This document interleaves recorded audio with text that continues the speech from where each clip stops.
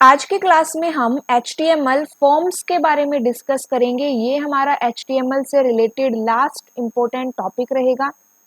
Last class में हमने HTML tables and frames के बारे में देखा था।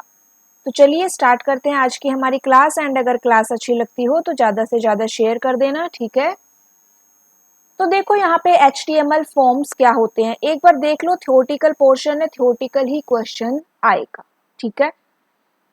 सबसे पहली बात है कि फॉर्म्स क्या होते हैं, फॉर्म्स क्या होते हैं। अब आपने देखा हो बैंक अकाउंट में, अगर आप अपना बैंक में कोई अकाउंट ओपन करवाने जाते हो तो आप एक फॉर्म फिल करते हो, है ना। ईमेल अकाउंट अगर आपको ओपन करना है तो आप एक फॉर्म फिल करते हो। कोई सर्वे अगर आपसे ले रहा है तो भी आप एक फॉर्म फिल करते हो। तो ये क्या है, ये सारी चीजें किस लिए हो रही है, ये सारी चीजें होती है आपकी इंफॉर्मेशन कलेक्ट करने के लिए। तो फॉर्म किसके लिए काम आया, तो फॉर्म एक ऑब्जेक्ट है जो काम आता है यूजर की इंफॉर्मेशन को कलेक्ट करने के लिए। इतना आपको समझ में आया कि फॉर्म्स क्या होते हैं। अब जितने भी आप इंटरनेट पे जितनी भी चीजें देखते हो, जहां पे भी आपको कोई एक फॉर्म फिल करना पड़ रहा है, वो किसकी हेल्प से बनाया जा रहा है, तो वो HTML में फॉर्म एलिमेंट की हेल्प से, फॉर्म ऑब्जेक्ट की हेल्प से क्रिएट होता है। इतनी हमें बात समझ में आई। अब अगर आपको वेब पेज के अंदर फॉर्म यूज करना है तो आप क्या यूज करोगे, तो उसके लिए हम यूज करेंगे फॉर्म फील्ड को। क्या यूज करेंगे, फॉर्म फील्ड को, ठीक है। अब इस फॉर्म फील्ड के अंदर कौन कौन से फील्ड आते हैं ये भी ध्यान रख लेना। तो इसके अंदर आते हैं text field, text area, drop down box, radio button, check box और कमांड बटन, ठीक है। इतनी बात हमें समझ में आई। फॉर्म आप कैसे क्रिएट करोगे, फॉर्म फील्ड की हेल्प से, मतलब कि उसके लिए आप एक फॉर्म टैग को यूज करोगे। एंड इस फॉर्म टैग के अंदर आप कौन कौन से एलिमेंट यूज करोगे, वो है ये आपके text field, text area, drop down box, radio button, check box और कमांड बटन्स, ठीक है। फिर क्या करेगा HTML फॉर्म, HTML फॉर्म आपकी इंफॉर्मेशन को किसको दे देगा, सर्वर को। सर्वर को क्यों देगा, क्योंकि सारी डिटेल ऑनलाइन हो रही है, तो ऑनलाइन डेटा कहाँ स्टोर होता है, सर्वर के पास स्टोर होता है। तो इसीलिए जो HTML फॉर्म्स होते हैं वो आपकी डेटा को सर्वर पे स्टोर कर देंगे। उसके बाद a form can be inserted in HTML document using the HTML form element। ये बात हमने डिस्कस कर ली कि भाई फॉर्म एलिमेंट यूज होगा, लेकिन यहाँ पे जो मेन बात है वो ये ध्यान रखना कि ये जितने भी एलिमेंट्स है ना, इनपुट एलिमेंट्स है ये सारे, टेक्स्ट फील्ड, टेक्स्ट एरिया, इनको क्या बोलते हैं, इनपुट एलिमेंट। क्वेश्चन आए कि ये जो इनपुट एलिमेंट है इनके लिए कंटेनर का काम कौन करेगा, तो इनके लिए कंटेनर का काम करेगा आपका फॉर्म टैग। ये फॉर्म टैग के जो है आपका, एक फॉर्म में जितने भी एलिमेंट आपने इंसर्ट किए हैं उन सभी के लिए एक कंटेनर का काम करता है, ठीक है। ये इंपॉर्टेंट क्वेश्चन बनता है यहां से। उसके बाद आपकी सारी इंफॉर्मेशन कलेक्ट हो गई, ठीक है। अब वो क्या होगी, सबमिट होगी। कहाँ पे सबमिट होगी, एक प्रोसेसिंग एजेंट के पास वो सबमिट होती है। और ये प्रोसेसिंग एजेंट का मतलब है कि आपकी इंफॉर्मेशन को किस तरह से प्रोसेस किया जाएगा। ये चीज डिपेंड करेगी कि जो फॉर्म क्रिएट हुआ है उसके अंदर कौन सा एक्शन लिया गया है, इसके ऊपर डिपेंड करता है कि आपकी इंफॉर्मेशन पे किस तरह से प्रोसेसिंग होगी, ठीक है। मतलब कि क्या समझ आया हमें कि हमने तो सिर्फ फॉर्म के अंदर इंफॉर्मेशन फिल कर दी, लेकिन जैसे आप उसको सबमिट करोगे तो उस सबमिट के बाद उस डेटा का क्या होगा, ये उसके ऊपर क्या एक्शन लिया जाएगा, ये सारी चीज आपका एक्शन एट्रीब्यूट डिफाइंड करेगा। इतनी बात आपको समझ में आई। चलिए आगे देख लेते हैं। एक बेसिक सा सिंटैक्स है फॉर्म का। फॉर्म टैग हम यूज कर रहे हैं जो कि कंटेनर का काम कर रहा है सभी इनपुट एलिमेंट्स के लिए। ये जो इनपुट है यहाँ पे, ये बेसिक एक एलिमेंट है, बेसिक टैग है इनपुट।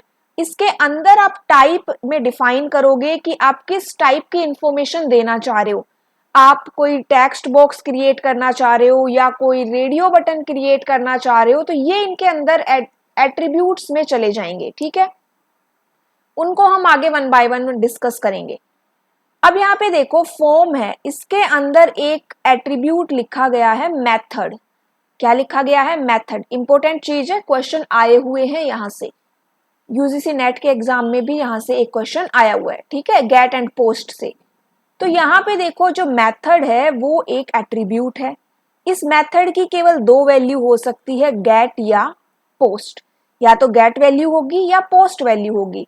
फिर ये एक्शन यहाँ पे दूसरा एट्रीब्यूट है। डबल कोट्स में हम डिफाइन करेंगे कि इसके ऊपर क्या एक्शन लिया जाएगा। इतनी बात आपको समझ में आई? ये इनपुट एलिमेंट्स है। एक फॉर्म के अंदर कितने भी इनपुट एलिमेंट आप इंसर्ट कर सकते हो, ठीक है। फॉर्म टैग का एक स्टार्टिंग टैग है तो एक एंडिंग टैग भी होगा, ये बात ध्यान रखना। स्टार्टिंग टैग होता है फॉर्म का एंड एक एंडिंग टैग भी होता है। और इनपुट यहाँ पे क्या है? एक कंटेनर हो गया। सॉरी, इनपुट क्या है यहाँ पे? इनपुट एलिमेंट्स यहाँ पे हम इन पे इंसर्ट करेंगे। अब आगे बात कर लेते हैं, ये जो मेथड एट्रीब्यूट्स की हम बात कर रहे हैं गेट एंड पोस्ट, इन दोनों में क्या डिफरेंस है? तो यहाँ पे जो गेट मेथड है वो क्या करेगा, इसके अंदर हम जो आपने एक्शन लिखा है ना, उस एक्शन के अंदर आप एक यूआरएल पास करोगे। क्या पास करोगे? एक यूआरएल, यूनिफॉर्म रिसोर्स लोकेटर। क्या होता है? ये एक एड्रेस होता है। तो गेट मेथड के अंदर हमने एक यूआरएल पास करा। अब ये जो मेथड है ये ज्यादा सिक्योर नहीं होता। क्यों नहीं होता? क्योंकि जो यूआरएल आप पास करोगे ना वो हर किसी को विजिबल होगा। तो इसीलिए हमें गेट मेथड को सेंसिटिव डेटा सेंड करने के लिए, सेंसिटिव डेटा इंफॉर्मेशन स्टोर करने के लिए यूज नहीं करना चाहिए, क्योंकि वो इंफॉर्मेशन हर किसी को विजिबल हो जाएगी। अनसिक्योर होता है ये इसी वजह से, ठीक है। इतनी बात हमें समझ में आई। ज्यादातर आप इसको किस लिए यूज करोगे? बुक मार्किंग के लिए हम इसको यूज करते हैं। कहाँ पे यूज करते हैं? बुक मार्क दी रिजल्ट, इसके लिए आप गेट मेथड को यूज करते हो। जो यूआरएल की लेंथ है वो भी यहाँ पे लिमिटेड होती है, 3000 कैरेक्टर्स यहाँ पे उसकी लिमिट होती है। यूआरएल जो आप यहाँ पे इंसर्ट कर रहे हो वो किस में होगा? नेम एंड वैल्यू पेयर्स में होगा। और ये भी बात याद रखना कि बाय डिफॉल्ट आपका गेट मेथड ही होता है। आपने कोई भी मेथड अगर यूज नहीं किया तो बाय डिफॉल्ट आपका गेट मेथड यूज होगा। पोस्ट मेथड क्या करता है? पोस्ट मेथड के अंदर हम HTTP को यूज करते हैं। किसको यूज करते हैं? HTTP को यूज करते हैं। या तो आप यहाँ पे एक्शन के अंदर कुछ मेल वगैरह का लिंक डाल सकते हो, ठीक है।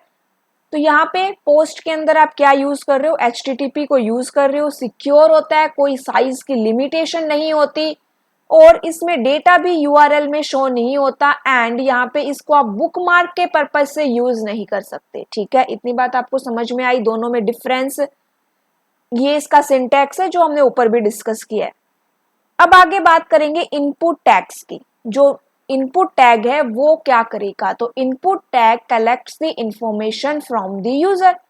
इसके एट्रीब्यूट्स क्या क्या होंगे? तो जो जनरल एट्रीब्यूट्स है वो देखो इनपुट टैग के, एक होगा नेम। नेम क्या होगा? नेम यहाँ पे आप डिफाइन करोगे, किसी भी फील्ड का एक नेम होता है जो कि ब्राउजर को, जो कि जो अंदर इंफॉर्मेशन हो, अंदर प्रोसेसिंग हो रही है ना, उसको समझ में आए कि भाई ये किस टाइप का फील्ड है, सर्वर को समझ में आए कि वो किस टाइप का फील्ड है, ठीक है। उसके बाद एक साइज होगा। ये साइज क्या होता है? आपने जो फील्ड क्रिएट करा है उसकी कितनी विड्थ होगी, वो इसका साइज होगा। मैक्स लेंथ, मैक्सिमम आप उस फील्ड के अंदर कितने कैरेक्टर टाइप कर सकते हो वो यहाँ पे डिफाइन होगा। टाइप, किस टाइप का एट्रीब्यूट, किस टाइप का फील्ड आप क्रिएट कर रहे हो, किस टाइप का बॉक्स बना रहे हो, वो यहाँ पे डिफाइन होगा, ठीक है। अब यहाँ पे देखो टेक्स्ट बॉक्स फील्ड की अगर बात करें तो टेक्स्ट बॉक्स फील्ड में क्या क्या होते हैं? आप इसके लिए यूज करोगे टाइप एट्रीब्यूट। टाइप एट्रीब्यूट के अंदर हम क्या लिखेंगे? टेक्स्ट, और आपका एक टेक्स्ट बॉक्स यहाँ पे क्रिएट हो जाएगा। एक सिंगल लाइन होती है ये।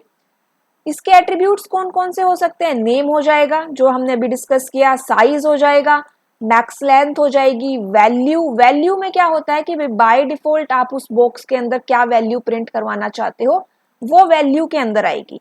अलाइन कर सकते हैं हम इसको top, middle, bottom, right, left, text, top, base line, ABS middle, ABS bottom.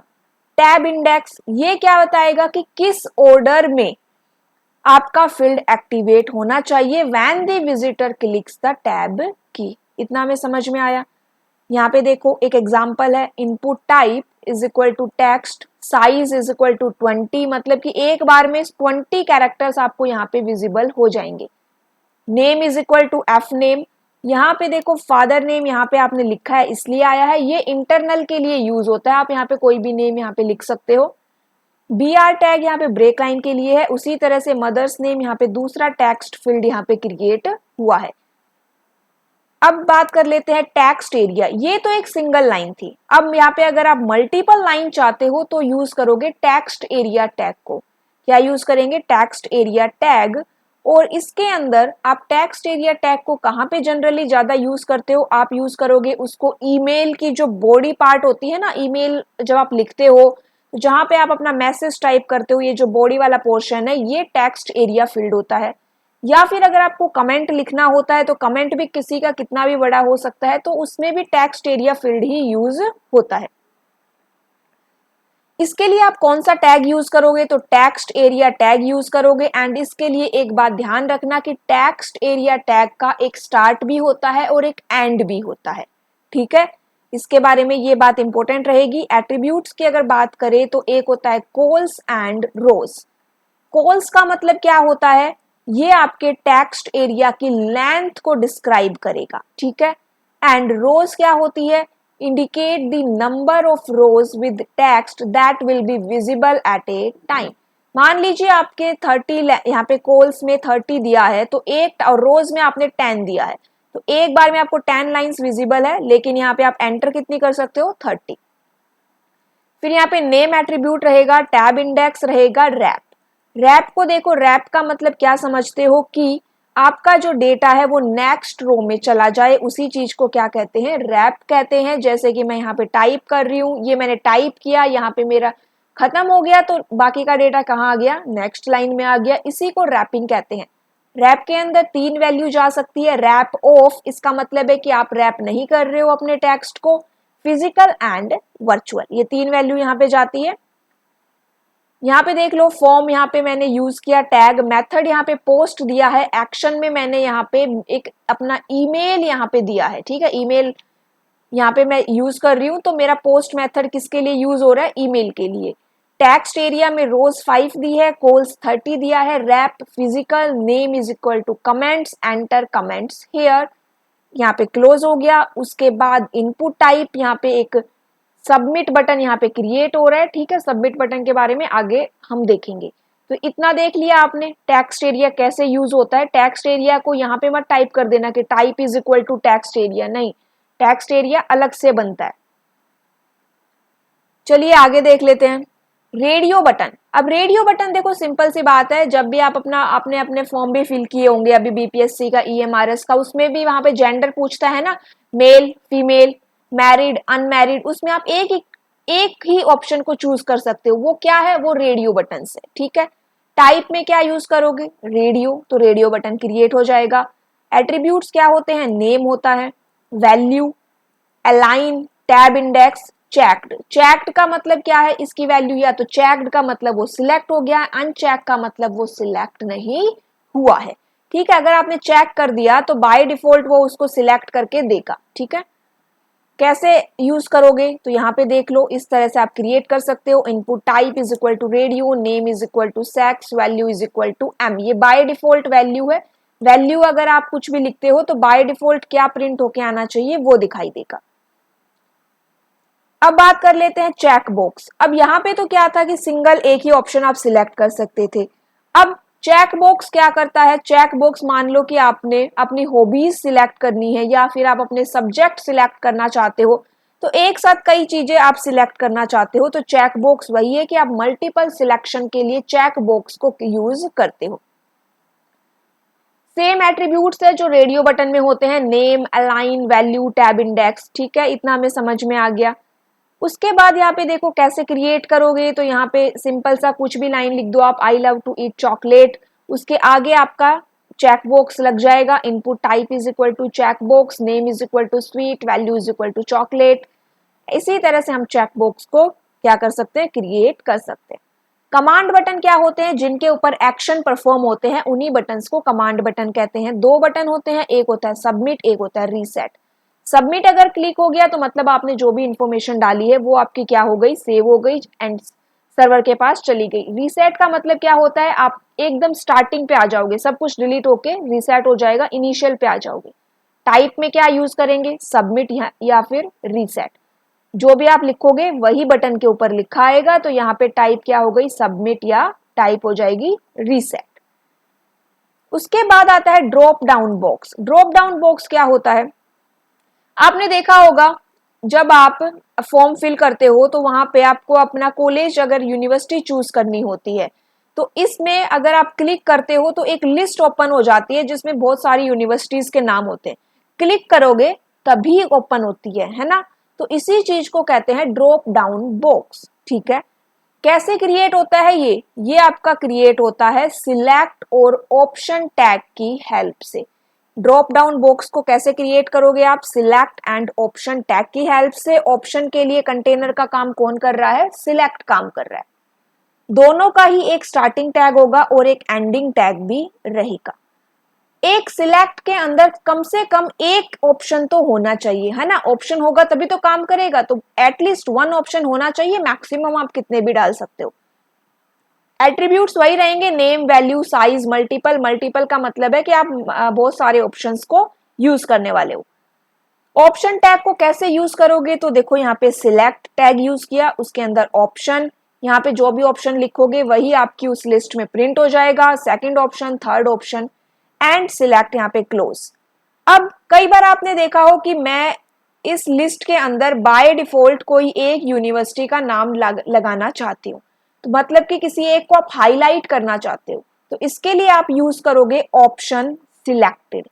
जैसे मैंने यहाँ पे यूज किया है ऑप्शन सिलेक्टेड, तो मतलब कि आपको इस बॉक्स में बाय डिफॉल्ट चॉकलेट लिखा दिखाई देगा। इतनी बात आपको समझ में आ गई, ठीक है। तो ये क्या था हमारे फॉर्म्स के बारे में जो इंपॉर्टेंट बातें बनती है, एग्जाम में क्वेश्चन देखने को आपको मिल जाएगा यहाँ से। एंड अगर आप प्रैक्टिस कर रहे हो तो भी आपने देखा होगा कि टैग से, फॉर्म टैग से क्वेश्चन आ जाते हैं, ठीक है। कोई भी डाउट हो तो आप पूछ सकते हैं। नेक्स्ट क्लास में मिलेंगे, तब तक के लिए प्रैक्टिस करते रहिएगा। Thank you.